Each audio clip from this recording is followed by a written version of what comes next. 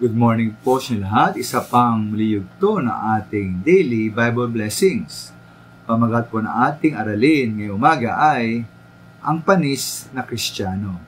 Ang panis na Kristiyano.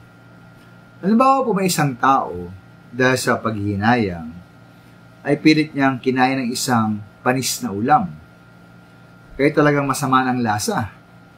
Sabi niya sa kanyang sarili at kinumbinsi niya po ang kanyang sarili na ito po ay hindi pa panis. Ngayon po, tanong rito mawala ba ang pagkapanis nito? Kasarap kaya ang lasa ng ulam? Makabuti kaya ito sa kanyang katawan? Hindi po. Kahit anong pagkumbinsi niya sa kanyang sarili, itong ulam pong ito ay panis pa rin. Dahil talagang panis naman, talaga. At yung nasasama ang kanyang tiyan, at baka magkasakit pa siya.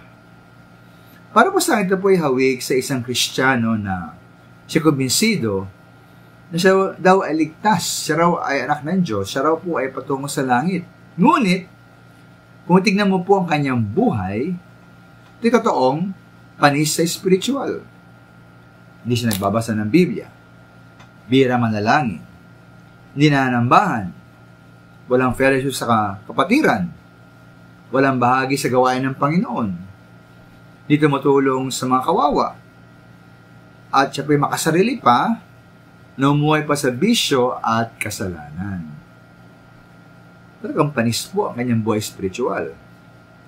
Dahil naman nakandaan natin, ay nga Santiago 2:17, ang panampalatayang walang kalakip na gawa ay patay. Ayon sa 1 27, ang mga tunay na tupa ni Kristo ay kanyang kilala.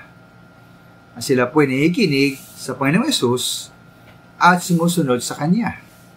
Bisa mo minamahal, kung talagang tayo tunay na tupa ng Panginoong Yesus, ating Panginoong Yesus po ang ating mabuting pastor, dapat tayong lagi nakikinig sa salita ng Panginoon.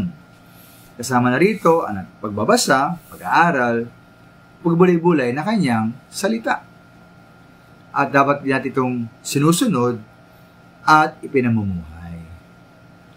Kaya natin pong huwag linlangin ating sarili. Atin pong tingnan, atin pong suriin ang ating buhay. Kung walang bunga ang ating panampalataya, wala talaga tayong panampalataya. Pero totohanan, talagang panis at iba'y Kristiyano, at tayo po ay hindi ligtas. Maraming salamat po.